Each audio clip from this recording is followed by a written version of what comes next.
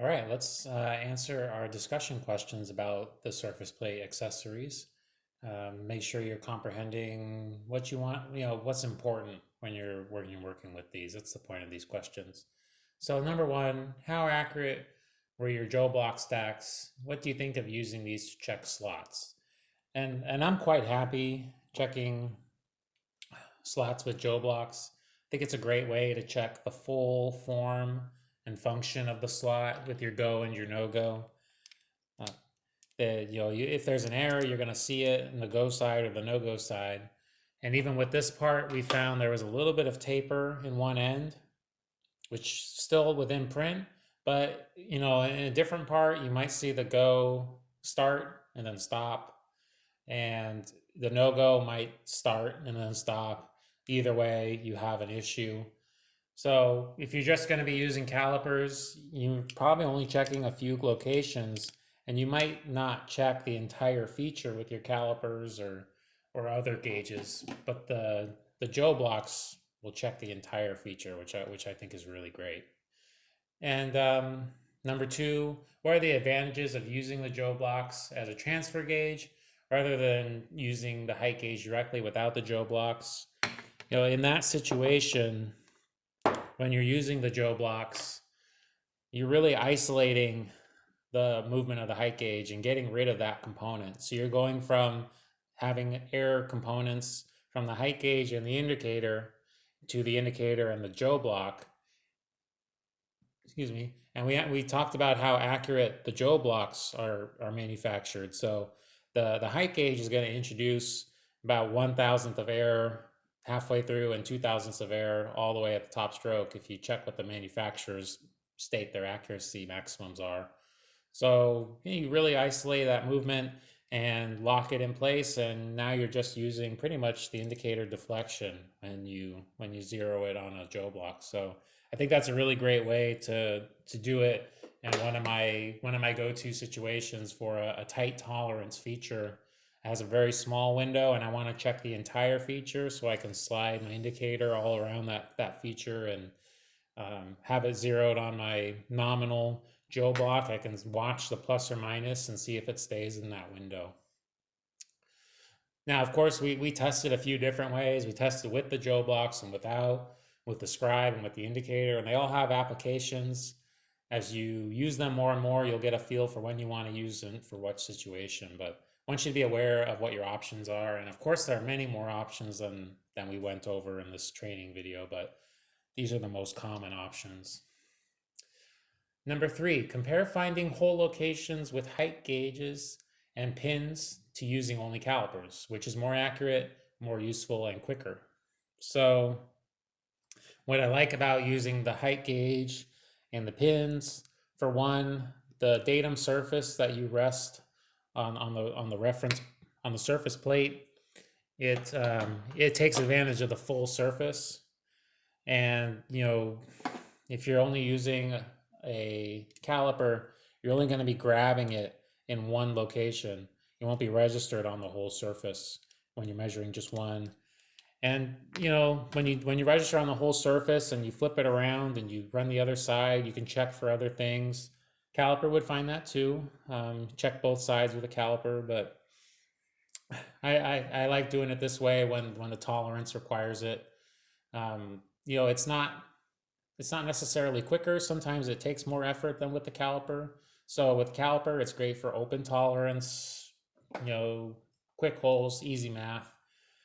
With the height gauge, maybe tighter tolerance, something with a true position requirement. And more useful.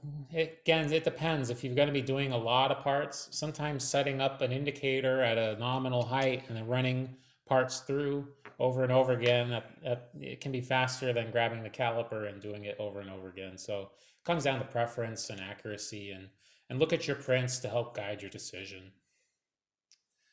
Which of the two methods in exercise 4 used to inspect runout do you prefer and why? So let's take a look at exercise 4 again. So exercise 4 was the V block runout exercise using a pin on the part or not using a pin and just going direct. So I like both. Personally, I do prefer using the pin when I can because as I explained, you can get a little more stability. Inside diameters, in my experience, tend to have more chatter, more taper, more issues than outside diameters. Outside diameters are a little easier to manufacture in many cases. So uh, I like to use the pins, but of course it depends on the situation, what the datums are. So if the outside surface is a datum, then perhaps you want that on the V block. If the inside surface is a datum, then you can slide it on a pin. It all depends, but I like both, and both have applications in metrology. Number 5 is kind of a challenging question. I don't have a good part to show this with, so we're going to walk through this exercise together. Consider the following 3 shaft parts made from the same design. So one design, we made 3 parts, we ended up with 3 situations. These parts are rested on a V block on the larger outside diameter, so that outer circle on each part is the outside diameter. And a drop indicator is put on the smaller diameter. And then we're going to rotate the part 360 degrees. And we're going to watch the indicator because we're doing a run out check. So for this exercise, let's assume the design is intended to have perfect run out circularity position. So that would mean 2 circles machined right on top of each other, no form error, no elliptical nature like the first example has an elliptical nature. It's not off center like the second example, right? We don't want that. So how do you interpret each part as run out? How do you interpret it as position? And then as a tip, draw out each example every 90 degrees and what the indicator would show. So I've done that on some of these slides. Let's just jump into looking at the first one. And let me explain what's going on with this picture. So we have, in this first example, we have our part. I don't have the V block shown, but each part is loaded in a V block. And we have our indicator set to 0. And I put a blue dot to indicate the actual location where we set 0 so that when we rotate it, we can see where our 0 mark is moving to. So we set our 0 and then we rotate our part. And when that happens, we rotate 90 degrees. Now in this elliptical feature, it's caused the indicator to raise up and show more movement. So we've got a high point here. And we move on to the next rotation. We rotate back. Now the 0 mark is down here, and we're referencing 180 degrees from 0. And you see the indicator moves back from about 12, where it was a high point, back to 0 again, because this is a symmetric ellipse. And then we keep rotating to the 4th rotation. 0 marks here. We're back on a high point. We're back at about 12 thousandths of error, 13 thousandths maybe. So what we're seeing, if we rotate 360 degrees, we start at 0, we go up, we go back down, we go up, we go back down, and we're back at our 0. Those are basically the 4 positions or 5 positions that it sees. Now we compare it to the next example where we have a perfect circle, but one of them's off center from the other. So again, we set our 0 mark right here on the top of this surface and mark it. When we rotate 90 degrees, you'll see that the surface has raised up. It's definitely raised up. So our indicator has moved up. And then as we rotate it another 90 degrees, our surface has raised up again. So it continues to move up. And then when we rotate the next time, the indicator starts to move down, the surface lowers. So we're moving back towards 0. And then as we go, if we had one more to the right, it would look like our starting point. We're pretty much back to our starting point at 0. So the indicator, it starts at 0, it goes up again, it goes back down, and then it goes back to 0. But from your perspective, it's going to only show going up once and going down once because there's no elliptical nature to it. It's just off center. And I do want to note, I have the indicator kind of drawn being off center line. That's just for the sake of arguing, for the sake of this example, like you're never going to see this much. This is an exaggerated example. So the indicator should always remain on center line. You can use a flat tip like I usually have loaded, and you'll see this with a flat tip. You'll catch all the air. You don't have to actually move the indicator off center line, but just exaggerating what's going on. And the last one, oops, the last one I was just talking about, or I just had up.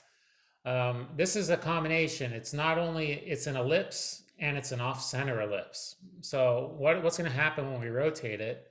We start with our 0 mark, and then we rotate it 90 degrees, and we see it jumps really far, really fast, because we're grabbing an ellipse, right? We're jumping up. And then in our next rotation, it went up a little bit more, not a whole lot more. So we see a smaller shift in an indicator. With our next rotation, it's now starting to move back down again. So it moves just a little bit back down. And then with our last rotation, again, it comes back to 0, and it will move pretty quickly back to 0. So what are you seeing?